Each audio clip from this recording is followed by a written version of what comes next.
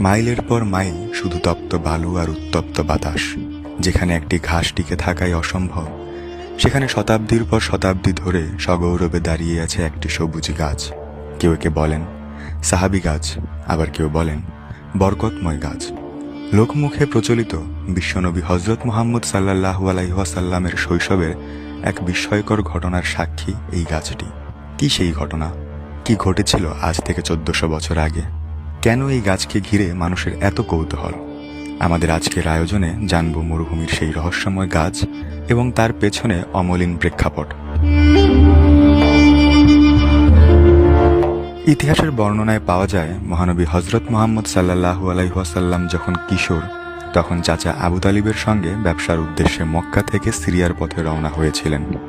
দীর্ঘ পথ পাড়ি দিয়ে কাফিলাটি বিশ্রাম নেয় জর্ডানের এক নির্জন মরু এলাকায়। ঠিক সেখানেই ছিল এক খ্রিস্টান সন্ন্যাসীর গির্জা, যার নাম বুহাইরা। সন্ন্যাসী লক্ষ্য করলেন এক অদ্ভুত দৃশ্য।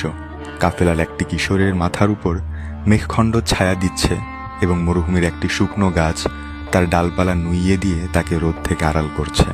বুহাইরা সন্ন্যাসী কাফেলাটিকে নিমন্ত্রণ জানান এবং সেই কিশোরকে দেখে তার মাঝে নবুয়তের বিশেষ সব লক্ষণ খুঁজে পান।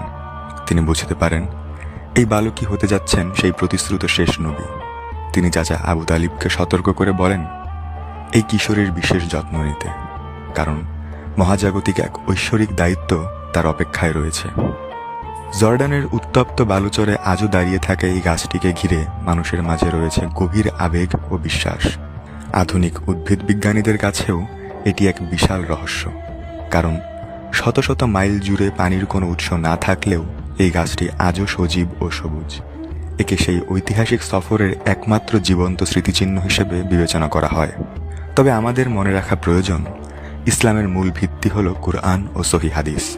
নির্দিষ্ট কোনো স্থান বা গাছকে ঘিরে বিশ্বাস তখনই পূর্ণতা পায় যখন তা নির্ভরযোগ্য সূত্রে প্রমাণিত হয়।